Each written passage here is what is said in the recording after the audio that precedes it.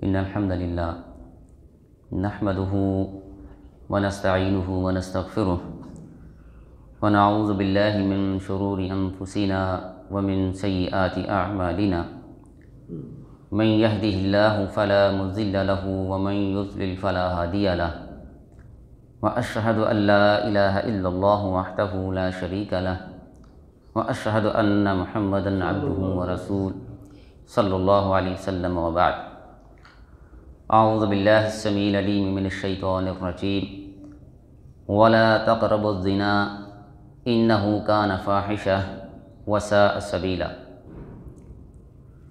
صدق الله العظيم رب اشرح لي صدري ويسر لي أمري واحلل عقدة من لساني يفقهوا قولي رب زدنا علما۔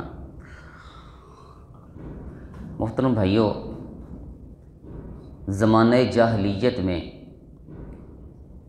زنا کو معیوب نہیں سمجھا جاتا تھا۔ شعراء میلوں کے اندر بدکاری کے قصے بڑے فخریہ طور پر بیان کیا کرتے تھے۔ معاملہ یہاں تک تھا کہ دو بت تھے، نائلہ اور اصاف۔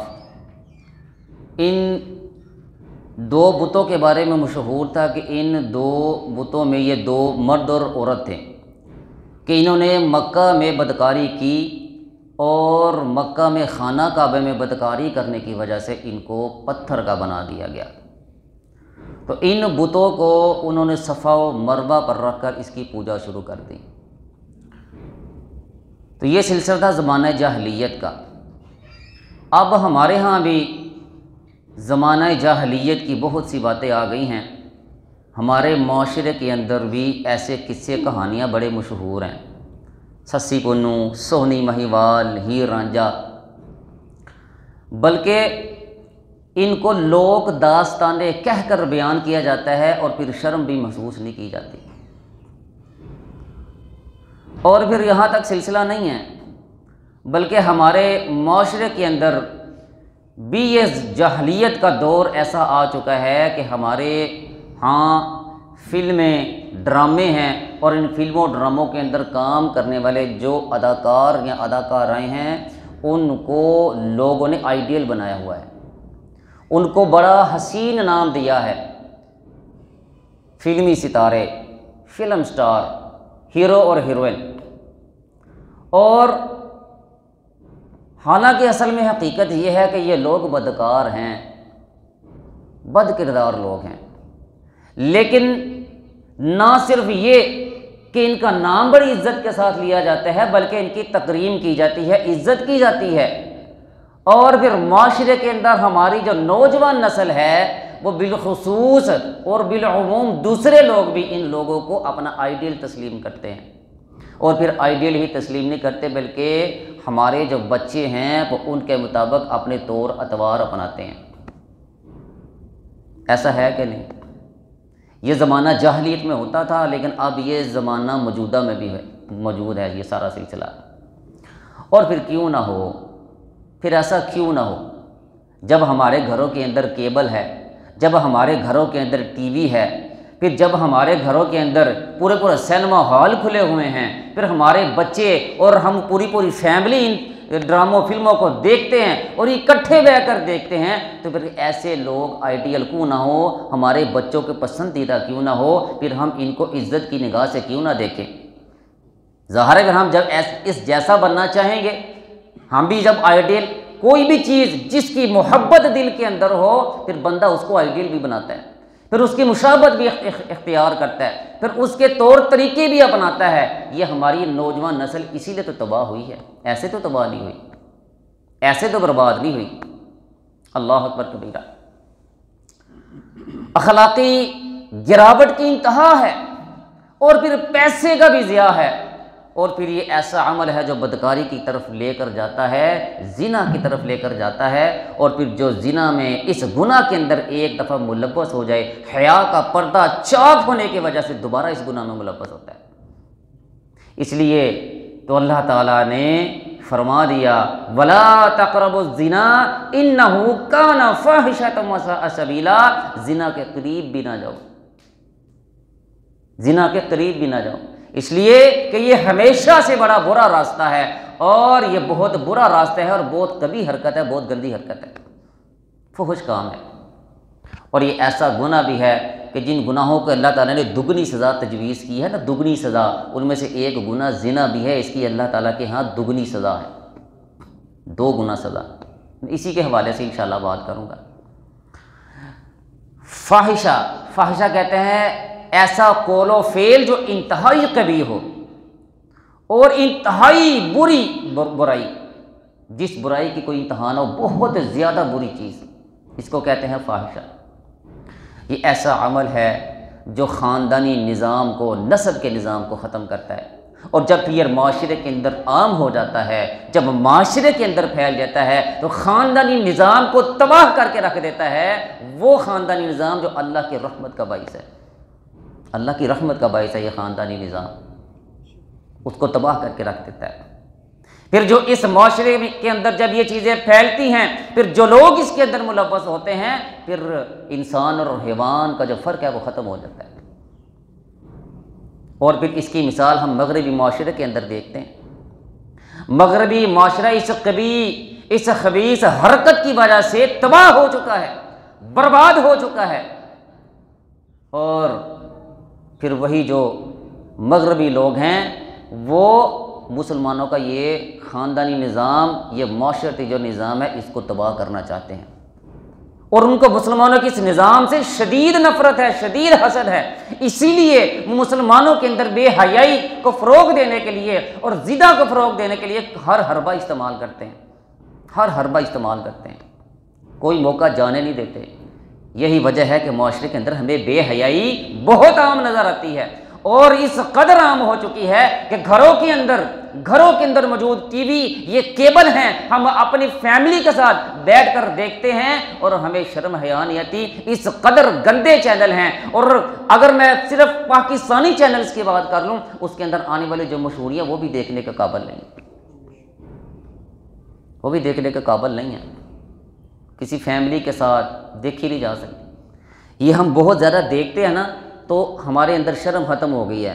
میں معذرت چاہوں گا، ہمارے گھر الحمدللہ ٹی وی نہیں ہے، الحمدللہ اللہ کا شکر ہے، لیکن یہ جب ٹی وی گھر کے اندر ہوتا ہے تو پھر یہ آسا وہ جو شرم ہے نا وہ ختم ہو جاتی ہے۔ اب میں کوئی پاکستانی چینل کے اندر کوئی مشہوری دیکھ لوں نا، کوئی کمرشل دیکھ لوں، اللہ کی قسم سر شرم سے جھک جاتا ہے، لیکن جن کے گھروں میں چلتا ہے ان کا سر شرم سے نہیں جھکتا، کیوں؟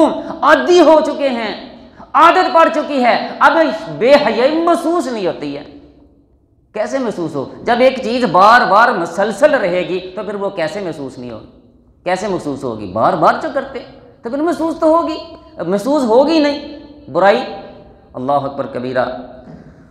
محترم بھائیوں، یہ زنا ایسا عمل ہے جو انسان کی اکثر برائیوں کی جڑ ہے، اور یہ بات دیکھیں، اگر کہیں پر کوئی قتل ہونا تو قتل کے محرکات میں سے جو چیز دیکھی جاتی ہے نا، 1-2 چیزیں دیکھی جاتی ہے۔ پیچھے دولت دیکھی جاتی ہے کہ کسی زمین کی وجہ سے تو نہیں، دولت کی وجہ سے، پیسے کی وجہ سے تو نہیں، اور دوسرا یہ دیکھا جاتا ہے کہ پیچھے کوئی عورت کا چکر تو نہیں ہے۔ یہ قتل کے محرکات میں سے بہت بڑا محرک ہے، اس لیے اللہ تعالیٰ نے قرآن کے اندر جہاں 3 گناہ بیک وقت بیان کیے ہیں، ان میں قتل کے ساتھ زنا کو ذکر کیا ہے، کیونکہ یہ قتل کا محرک بہت بڑا محرک ہے اور بہت ساری برائیوں کی جڑ ہے۔ ظاہر ہے ایک بندہ زنا کرتا ہے، ناجائز اولاد کو بھی تو قتل کرتا ہے نا، کرتا ہے کہ نہیں کرتا؟ کتنے لوگ ہیں، کتنی بار ہم سنتے کوڑے کے ڈھیر سے بچہ ملا ہے نومولود، یہ وجہ ہے۔ اسی لیے اللہ تعالیٰ نے جتنے سبب ہیں، جتنے راستے زنا کی طرف جاتے ہیں، اللہ تعالیٰ نے سارے بند کر دیے ہیں، سارے راستے اللہ رب العزت نے بند کیے ہیں کہ کوئی قریب بھی نہ جائے۔ اسی حوالے سے میں بیان کروں گا، نبی صلی اللہ علیہ وسلم نے فرمایا لا یخلون رجل بامرأۃ الا مع ذی محرم، کوئی شخص کسی عورت کے ساتھ ہرگز اکیلا نہ ہو، اگر اس کے ساتھ محرم ہے تو پھر اور بات ہے، غیر محرم عورت ہو اس کے ساتھ کبھی زندگی میں کبھی اکیلا نہ ہو. لا یخلون، یہ نون ثقیلہ کا صیغہ ہے جس کا مطلب ہے ہرگز نہیں کسی کے ساتھ اکیلا ہو جو غیر محرم عورت ہے. کیونکہ یہ اگر ایک مرد اگر اس کے ساتھ اکیلا ہوگا تیسرا شیطان ہوگا، وہ پھر بکائے گا برائی کی طرف. اس لیے فرمایا راستہ ہی بند کر دیا، اس طرف جائے کوئی نہ. اور پھر نبی صلی اللہ علیہ وسلم نے یہ بھی فرمایا لا تسافر المرأة الا ذی محرم ولا يدخل علیہا رجل الا ومعها محرم. کوئی عورت اکیلی سفر نہ کرے، راستہ بند کر دیا.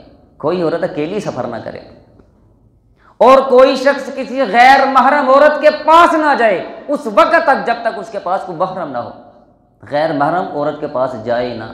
اور پھر دوسری ایک اور مقام پر اللہ رب العزت نبی صلی اللہ علیہ وسلم نے فرمایا ایاکم والدخول علی النساء، عورتوں کے پاس جانے سے بچو، غیر محرم عورتوں کے پاس جانے سے بچو، پرہیز کرو، نہ جاؤ.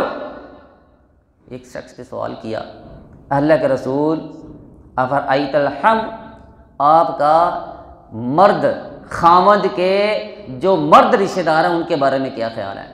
ہم وہ کہتے ہیں مرد کا بھائی یا اس کی طرف سے جو رشتہ دار ہے مرد، اس کے بارے میں آپ کا کیا خیال ہے، کیا کہتے ہیں؟ تو آپ صلی اللہ علیہ وسلم کیا فرمایا الحم والموت، یہ جو مرد کی طرف سے خامد کی طرف سے جو مرد رشتہ دار ہیں نا یہ تو موت ہیں، یہ موت ہیں. ہاں یہ اس کا بھائی بھی ہے اور یہ اس کے کزنز بھی ہیں. اور ہم نے اپنے گھروں کے اندر کزنز کا راستہ نہیں روکا ہوا. ہمارے گھروں میں بہت زیادہ کزنز کا آنا ہے، رشتہ داروں کو، ایسے رشتہ داروں کا آنا ہے جو حقیقت میں تو ہے غیر محرم، لیکن ہم نے ان کو کزن کا نام دے کر اپنے گھروں کے دروازے کھول رکھے ہیں اور ہمیں فکر ہی نہیں ہے، ہمیں پرواہ ہی نہیں ہے، ہم سوچتا ہی نہیں ہے یہ غیر محرم ہے. اور ہم نے یہ بھی نہیں سوچا، ذرا تھوڑا سا فگر اٹھا کر ہم دیکھ لیں کہ جتنی زنا کے جتنے کیس ہیں اس میں سے اکثر جو زنا کے جو کیس ہیں وہ کزن کے ساتھ ہوتے ہیں، کزنز کے ساتھ.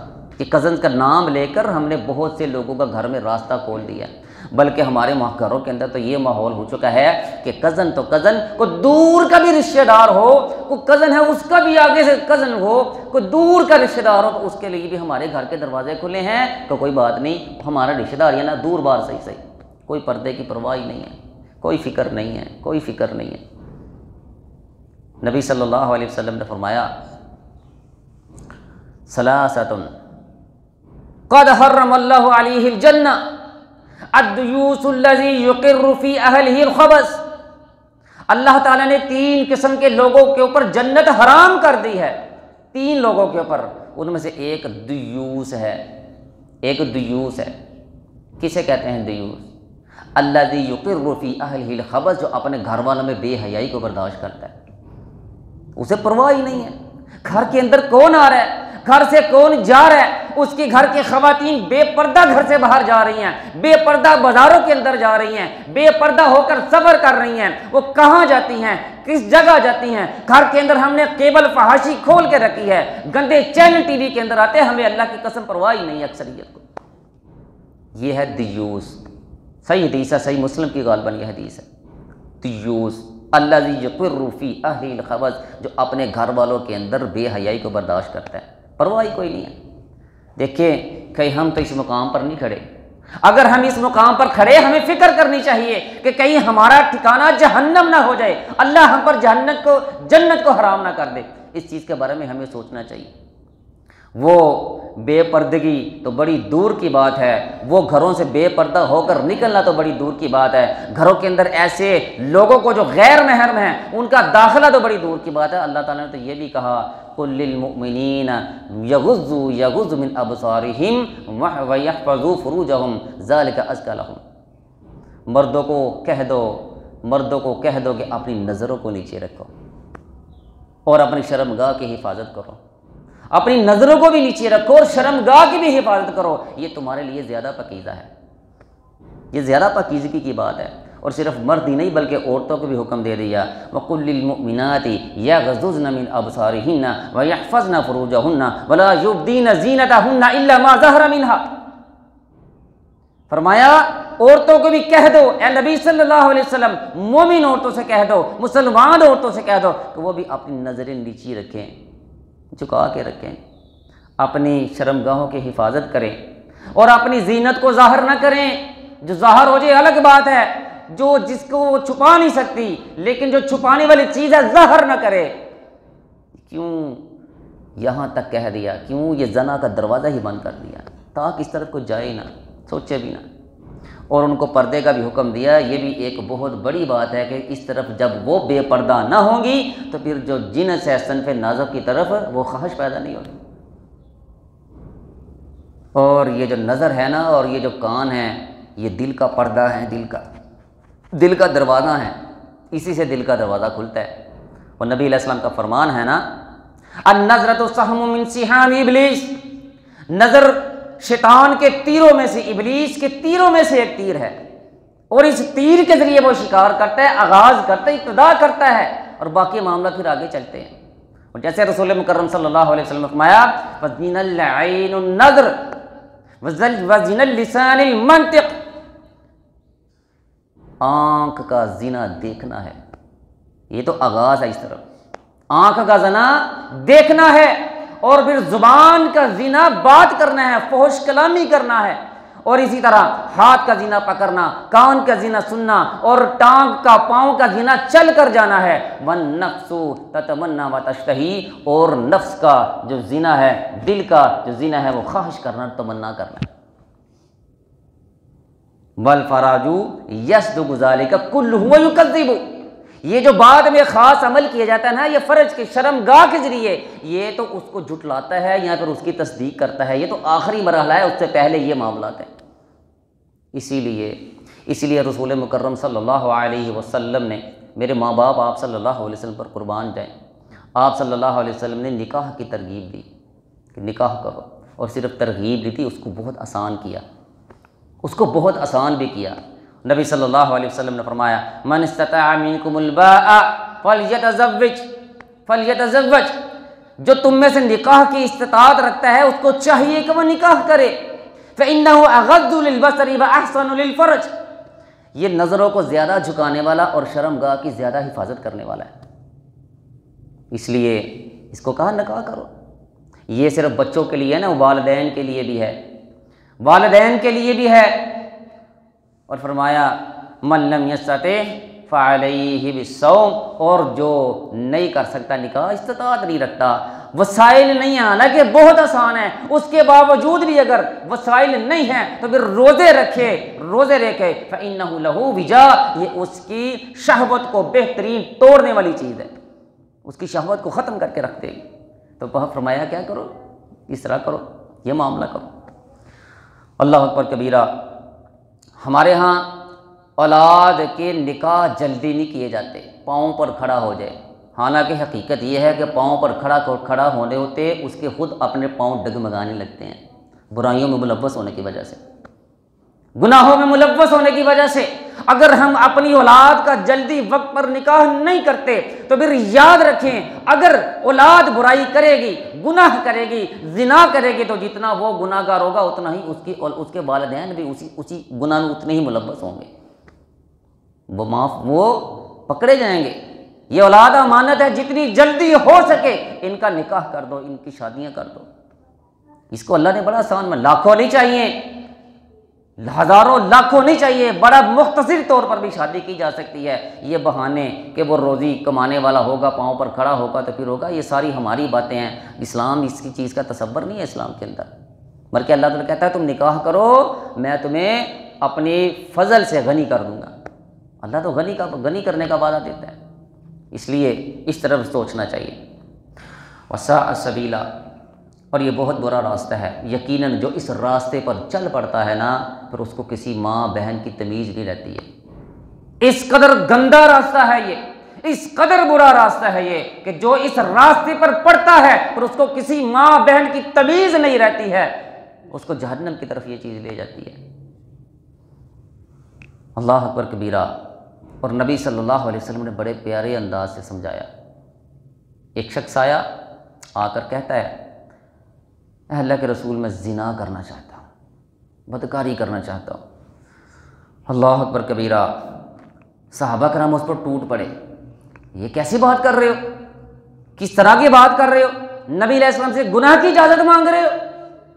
نبی صلی اللہ علیہ وسلم نے سنا، آپ علیہ السلام فرمایا اس کو میرے قریب کرو، اس کو میرے قریب کرو۔ پھر آپ صلی اللہ علیہ وسلم نے کیا ہی پیارے انداز سے سمجھایا، میرے ماں باپ آپ صلی اللہ علیہ وسلم پر قربان جائیں، یہ ہمیں سوچنا ہے، آگے ہمیں اپنی اولادوں کو بتانا ہے، آگے لوگوں کو دعوت دینی ہے۔ نبی علیہ السلام نے کیا فرمایا؟ فرمایا اتحبہ لأمی، اتحبہ لأمک، کیا تو اسے اپنی ماں کے لیے پسند کرے گا؟ کیا تو اسے اپنی ماں کے لیے پسند کرے گا؟ کہتا ہے ہرگز نہیں، اللہ تعالیٰ مجھے آپ پر فدا کر دے۔ تو پھر نبی صلی اللہ علیہ وسلم نے فرمایا بل الناس یحبونہ لامہاتہم، پھر لوگ بھی اس کو اپنی ماں کے لیے پسند نہیں کرتے۔ پھر نبی صلی اللہ علیہ وسلم نے فرمایا اتحبہ لبنتک، کیا تو اس کو اپنی بیٹی کے لیے پسند کرتا ہے؟ اس نے وہی جواب دیا۔ پھر نبی صلی اللہ علیہ وسلم نے فرمایا بل الناس یحبونہ لبناتہم، لوگ بھی اسے اپنی بیٹیوں کے لیے پسند نہیں کرتے۔ اتحبہ لاختک، کیا تو اس کو اپنی بہن کے لیے پسند کرتا ہے؟ فرمایا ہرگز نہیں، مجھے آپ پر آپ اللہ تعالیٰ فدا کر دے۔ پھر نبی صلی اللہ علیہ وسلم نے فرمایا وَلَلنَّاسُ يُحِبُّونَهُ، لوگ بھی اس چیز کو پسند نہیں کرتے۔ وَلَلنَّاسُ يُحِبُّونَهُ لِأَخَوَاتِهِمْ، اور لوگ بھی اس کو اپنی بہنوں کے لیے پسند نہیں کرتے۔ پھر فرمایا اتحبونه لخالتک، کیا تو اس کے اپنی خالہ کے لیے پسند کرتا ہے؟ پھر نبی صلی اللہ علیہ وسلم کو اس نے وہی جواب دیا، اور آگے نبی علیہ السلام فرمایا لوگ بھی اس کو اپنی خالاؤں کے لیے پسند نہیں کرتے، لوگ بھی اس کو اپنی پھوپھی کے لیے پسند نہیں کرتے۔ پھر نبی صلی اللہ علیہ وسلم اس کو دعا دی، اور اس دعا کی برکت سے صحابہ کہتے ہیں اس نے کبھی کسی کی طرف اٹھا کر نظر دیکھا ہی، کس قدر پیاری نصیحت کی آپ صلی اللہ علیہ وسلم۔ اگر ہم اس بات کو سمجھ جائیں تو ہم قریب بھی نہ جائیں، قریب بھی نہ جائیں۔ اور پھر یہ کیسی پیاری آپ صلی اللہ علیہ وسلم نے نصیحتیں کی، اسی لیے صحابہ اس کی طرف جاتے ہی نہیں تھے۔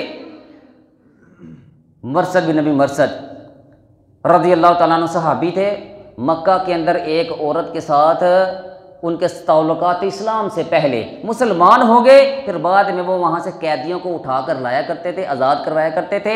ایک دن چاند کی روشنی میں وہاں پر گئے قیدی کو آزاد کرنے کے لیے، تو وہی اناق نامی ایک عورت جس سے وہ زمانہ جاہلیت میں اس کے ساتھ دوستی سی، اس کو رات کے اندھیرے میں اس نے پہچان لیا۔ اس نے کہا کہ تم مرثد ہے؟ اس نے کہا ہاں میں مرثد ہی ہوں۔ اس نے کہا آؤ پھر آج رات میرے پاس گزارو۔ اس نے کیا آگے سے جواب دیا؟ اب میں اسلام قبول کر چکا ہوں، اب میں مسلمان ہو چکا ہوں، اور اسلام میں زنا حرام ہے۔ انکار کر دیا۔ یہ ہے اسلام کی تربیت، انکار کر دیا کہ میں اس طرف جا ہی نہیں سکتا۔ بہرحال اس کے بعد لمبی ایک حدیث ہے، آخری بار ایک بات کروں گا انشاءاللہ، اس کے بعد میں بات ختم کروں گا، زیادہ لمبا وقت نہیں آپ کا لوں گا، آپ نے بڑا قیمتی وقت ہے آپ کا، آپ نے وقت دیا۔ نبی صلی اللہ علیہ وسلم، بعض لوگ ابھی بھی جو باز نہ آئیں، اس کے باوجود بھی زنا سے باز نہ آئیں، دنیا کے اندر ایسا کرتے ہیں، تو رسول مکرم صلی اللہ علیہ وسلم کی شب معراج کی رات والی وہ حدیث یاد رکھ لیں۔ یہاں بیٹھے خاص طور پر میرے نوجوان بھائی اور یہ بزرگ بھی اپنی اولادوں کو یہ سنائیں، اور دوسرے لوگوں کو سنائیں، بچوں کو سنائیں، تاکہ وہ اس سے باز آ جائیں۔ اگر ایسے گناہ میں ملوث ہے یا نہیں ہوئے تو کبھی سوچے بھی نہ۔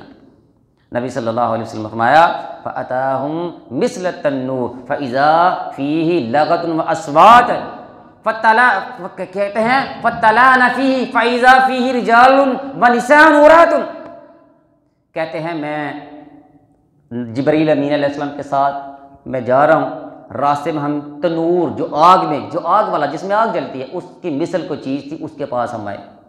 کہتے اچانک میں کیا دیکھتا ہوں، اس کے اندر شور و غوغا ہے، چیخو پکار ہے۔ کہتے پھر میں نے فَتَّلَانَ فِيهِ، تو میں نے اس میں ذرا جھانک کر دیکھا کہ دیکھو اس میں ہے کیا، تو وہاں نبی صلی اللہ علیہ وسلم فرمایا فَإِذَا فِيهِ رِجَالٌ وَنِسَاءٌ عُرَاتٌ، تو میں نے دیکھا کیا دیکھ رہا ہوں کہ اس کے اندر عورتیں اور مرد ہیں جو بے لباس ہیں، کپڑا نہیں ہے تن کے اوپر، بالکل بے لباس ہے، ننگے مرد اور عورتیں اس کے اندر پڑی ہیں۔ پھر نبی کریم صلی اللہ علیہ وسلم نے فرمایا فَإِذَا هُمْ يَأْتِيهِمْ لَهَبٌ مِّنْ أَسْفَلَ مِنْهُمْ فَإِذَا آتَاهُمْ ذَلِكَ اللَّهَبُ زَوْزَوْا، کہتے ہیں پھر جب ایسے لوگوں کے نیچے سے آگ جل کے اوپر تک آتی نہ اٹھتی، جیسے پنجابی بھی کہتے ہیں بامبر بلتے، کہتے پنجابی کہتے ہیں نا بامبر بچ دے، جب اس طرح نیچے سے آگ نیچے سے اوپر کی طرف ان کی طرف آتی تو وہ چیختے، چلاتے، شور کرتے. کس قدر شور ہوگا ان کا، اور کس قدر وہ پریشان ہوں گے، تکلیف کے اندر ہوں گے ایسے لوگ. رسول مکرم صلی اللہ علیہ وسلم نے پوچھا یہ کون لوگ ہیں؟ جبرائیل امین علیہ السلام سے پوچھا تو جبرائیل علیہ السلام کیا فرماتے ہیں؟ کہتے ہیں فَإِنَّهُمُ الزُّنَاةُ وَالزَّوَانِي، اے نبی صلی اللہ علیہ وسلم یہ زانی مرد ہیں اور زانی عورتیں ہیں. ان کے لیے یہ سزا اللہ رب العزت نے رکھی ہے. اللہ رب العزت سے دعا ہے اللہ تعالیٰ ہمیں اس سے محفوظ رکھے، اللہ تعالیٰ ہمیں اس گناہ سے بچا کے رکھے، اللہ تعالیٰ ہمیں اس کے قریب جانے والے جتنے اسباب ہیں اللہ تعالیٰ ہمیں سب اسباب سے اللہ تعالیٰ ہمیں محفوظ رکھے. ہمیں اللہ تعالیٰ اپنی اولادوں کی جلد نکاح کرنے کی توفیق عطا فرمائے تاکہ اس گناہ سے بچا جائے کہ یہ گناہ اس گناہ سے بچنے کے لیے ایک بہترین ذریعہ ہے. اللہ تعالیٰ ہماری دعاؤں کو قبول فرما لے. اللہم آمین. وآخر دعوانا ان الحمد للہ رب العالمین.